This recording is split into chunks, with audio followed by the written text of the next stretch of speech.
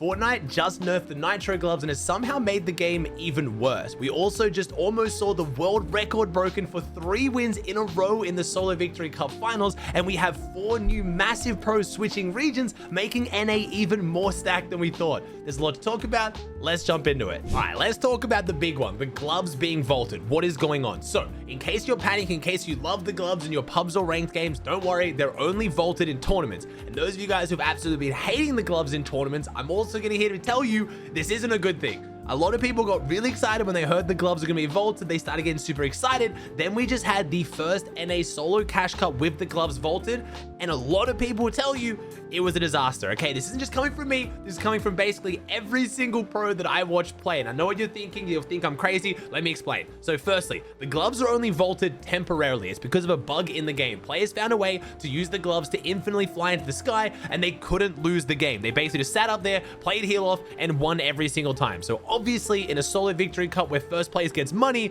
Fortnite's gonna have to get that out of the game. So as soon as they fix that bug, the gloves will go back into the game. And I am happy about that because the alternative to people just punching in your box and beating you up was the Nitro. And I'm here to say it was so much worse. So firstly, in case you guys missed the update recently, the gloves have been massively nerfed as far as their structure damage. They now do about half or less of the structure damage they used to, so it's actually really hard to get in with the gloves now if you're a decent player. I know it's annoying in pubs and ranked, but as far as tournaments go, to have a player get into your box, they basically have to piece control you and then jump in punching, which is still frustrating, and I do still hope they nerf the gloves a little bit more. I want a bit of like a, a player damage nerf, or maybe like the hitbox to be reduced so it's harder to hit people, something like that. But for the most part, the gloves actually weren't too bad. In the EU Solo Victory Cup, I watched for about 4 hours. I watched the opens and the finals. I watched about 5 people die to the gloves. It really wasn't that bad. Most people using it for mobility. There was very few people actually using them to attack people, because unless you're in wood in endgame,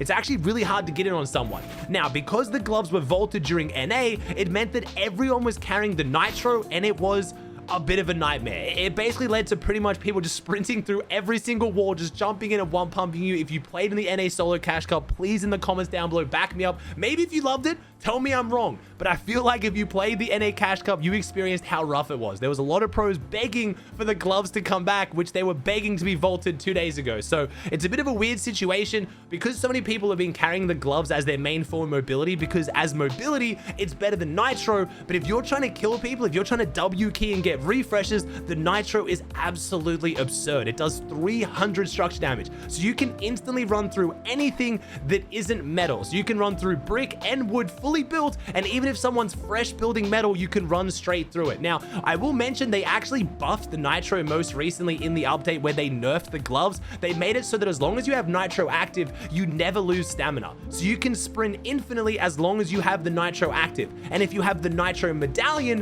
which makes Nitro infinite, you can sprint infinitely, which was another level of ridiculous. We saw some insane games dropped by different pros today. At the end of today's video, go check out my react video. I watched Mr. Savage dropping a 34 kill win in the opens, and it was basically due to this Nitro medallion. It is ridiculous. So hopefully we see the gloves come back to the game, because they are meant to be in the meta, and we have the Duo Cash Cup starting today, and we have FNCS starting in 3 days. So I want to see the gloves back in if they're going to stay in the game, because a lot of people are going to have to prepare for what is the most important tournament with, the most important item. I think a lot of players are now going to realize how strong the Nitro is and actually find themselves carrying the Nitro more often. If the Nitro doesn't get nerfed and you don't have gloves, you can just pop the Nitro, sprint into someone's box and kill them and take their gloves if you're trying to play for the win. If you're just trying to play for kills, honestly, it's worth just running the Nitro. It is better at W keying than the gloves. So I'm interested to see how this goes from Fortnite's end, because right now it's all over the place. The meta is changing every single day, and I think the pros are getting really over it. Now, in saying this, we did find some pros who found some insane consistency in this meta. We actually had 916 Gon, who's a Brazilian pro. If you watch Brazil, you've definitely heard of him. He is ridiculous. He almost broke the world record. He had 2 wins today, and he got into his 3rd game. We have never seen someone win 3 games of 3 in the Solo Victory Cup. A lot of people, myself including, thinking it was impossible because of how long the queue times are. I don't know if Fortnite's changed how skill-based matchmaking works when you win a game, but he basically got both his queues in like 10 or 20 seconds. So he got into the game. We also had Muzz win his first game, look like he was going to win his second game before dying, unfortunately, to someone playing heal off for 6 medkits. Didn't win the game, but he would have had enough time to get into a third game. So we potentially could see someone break a new solo victory world record. On the topic of world records, a lot of you guys are going to tell me in the comments that someone on Aussie and someone on Brazil dropped 42 kills or more. Unfortunately, both those players are a little bit suspicious. You guys know me. I don't like to call out specific people for being cheaters unless I have really good evidence. Both of them have played for only about 20 hours total ever, and they're dropping world records in their first ever solo victory cup finals. You can take that as that you will. They're still on the leaderboard. Epic hasn't banned them, but it looks a little bit suspicious. For me to hype them up and go and watch their gameplay and make content on it, I need to be a little bit more sure they're not cheating. I guess we'll see. I hope they're not and they just pulled off the performance of a lifetime. We'll have to wait and see. Next up, we have to talk about even more players swapping regions. But for the first time, we have a set of pros going to EU. This is not everyone going to NA. We have Kindex and Phantom, the Middle East pros, switching from Middle East over to EU, and they have not yet qualified for the LAN. This is a big deal. A lot of pros switching regions, if you've already qualified for the LAN, like Alex and Worthy, which I'm going to talk about in a second, it makes a lot of sense. You go to the bigger region, you have nothing to lose. You've already qualified for LAN, so you can go there, try to get some practice, try to get some experience, then take with you into LAN. But Kindex and Phantom are trusting that they're going to get top 10 on EU rather than getting top 2 on Middle East. And a lot of people questioning this, but I'm very excited to see how this duo does. Now, obviously, we've already had a few teams qualified on EU, so realistically, their spots will roll down. There'll be a few more spots up for grabs, but that is a very, very brave and very bold decision. Now, on the other hand, as I just mentioned, Power Alex and Power Worthy have touched down in NA, and they will be competing in NA this season. So we have yet again another pro duo moving over to NA. We're about to have one of the most ridiculous seasons on NA. But like I just mentioned, Alex and Worthy have already qualified for the LAN, so there's far less risk for them. It doesn't matter what they place this season, they're just going to get the experience and get the chance at playing for a bigger prize pool, and if it doesn't go well, they can go back home, no harm, no foul. I will mention as well, I'm actually very excited to see how this duo does because they have an ace up their sleeve. I've talked about this so many times. One of the biggest reasons why we see people struggle from small regions on big regions is because they never get their drop spot. We've seen a lot of teams from small regions do well on LAN, so if you want to try and pull the they're just not as good card, we've already disproven that. Some of these teams do phenomenally well in even harder lobbies, but when they go to another region, no one's going to respect them enough to give them their drop spot. But Alex and Worthy, already having qualified for LAN, get to pull the ace up their sleeve. If you want to try to contest them, you have a lot more to lose than they do. Rumors on the street are that they are going to be contesting Reed at Reckless Railways, that's their drop back on OCE. I don't think they'll do this, honestly. I think Alex and Worthy are way too smart for this. Picking one of the 4 teams on NA that's already qualified for LAN, giving up that ace, I think is a little bit silly, especially if you've come over for practice. We know Reed and Ritual aren't going to leave. We know they're going to heavily contest the drop spot. It's just going to turn into a full spawn grief. No one's going to leave playing very well. It's going to be a rough one. Whereas if they pick another drop spot somewhere else on the map, any team that wants to contest them knows that they can play just to grief them and hold down the drop spot, ruining their chance at making LAN. A lot of people get upset by that. A lot of people get funny by it, but it's the main reason why we're seeing so many good teams get uncontested POIs this season. Both Acorn and Cold, Peterbot and Poyo, and Cooper and Kanata, because all 3 teams have already called for LAN on NA, all of them have their drop spot uncontested. If Reed and Ritual don't get contested by Alex and Worthy, that's all 4 teams already called for LAN have their POIs locked down because no one wants to land on them knowing they have more to lose. So I'm interested to see how this plays out this season. It's going to be super exciting. And again, if you guys weren't paying attention, Alex and Worthy actually came 6th place in the LAN qualifiers. When they made it to finals, unfortunately, they went up against Moneymaker on Spawn. They struggled a little bit and didn't do as well in the finals, but when they were uncontested, they came 6th in one of the hardest lobbies in Fortnite history. So I'm excited to see how this duo does internationally. I know Power's set them up. Lockie's given him his blessing. They're leaving the region, and it's going to be pretty cool to see what happens.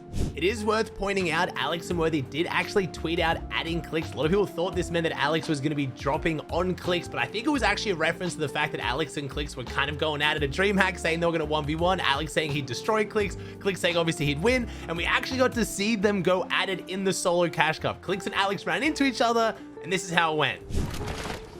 Oh, bet. Let's have some fucking fun. You wanna get fucked? We'll have a fuck fest, brother.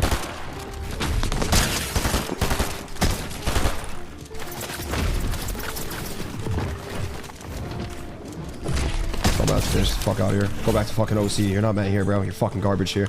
Don't ever try to fucking key NA go. You understand me? Don't you ever try to key a fucking NA go. You don't know how it works around here. You really don't know how it works around here. You didn't even touch me the second I started fighting. Next up, we have the extremely long overdue announcement that Nick30 is finally getting an icon skin. I'm surprised this hasn't happened sooner, and when he was announcing the skin on stream, he showed a trailer showing it off, and he actually mentioned on stream this has been in the works since Cypher PK got his skin like 2 years ago, just so we know how long these skins have been in the works for. So he also mentioned this skin is going to be completely new as far as the icon skins go. It has features we have never seen before, and for me, I'm thinking we're going to get a Nick30 jam track. He mentioned specifically on stream to pay a lot of attention to a rap, and as he was announcing the skin, there was also a soundtrack playing that I haven't heard before, so I think we are going to potentially get a Nick30 jam track, which would be really, really cool. I really hope they do some kind of element with, like, you know, being the king, you're not the king. It's going to be really cool. He's already got a Rocket League decal, and I'm guessing, again, I'm not saying this, is just me speculating, Nick30's always had a soft spot for competitive. He loves competing himself. I hope there is going to be an icon skin cup. Would be amazing. We haven't had one of these for a while. It's really cool to see people get a chance to try to win the skin. Again, it might not be happening. Nick30 didn't say anything about this. I'm just hoping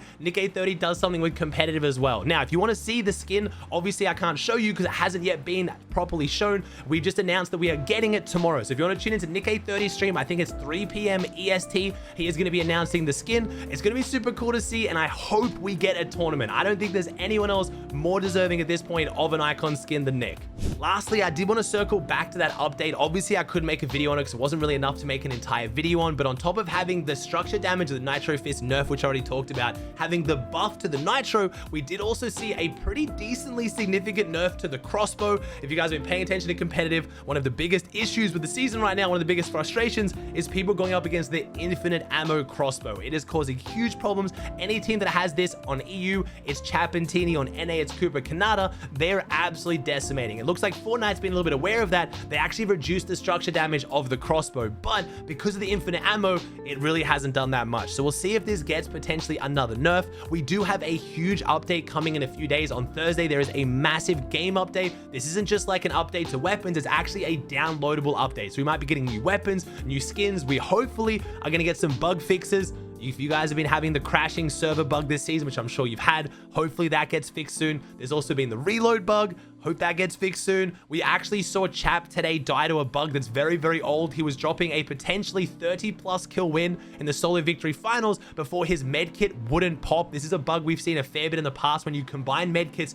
into one stack, it won't let you pop them, and he died because of it. We also saw multiple players in the finals go down to full damage, Mr. Savage being one of them, while having the Nitro popped. Apparently, if you have the Nitro medallion, once you pick it up, you need to drop it and re-pick it up to make sure you won't go down to full damage. People telling me you have to jump so you don't take the full damage. You have to sprint, not jump. You have to jump, not sprint. You have to do, like, at this point, I don't know.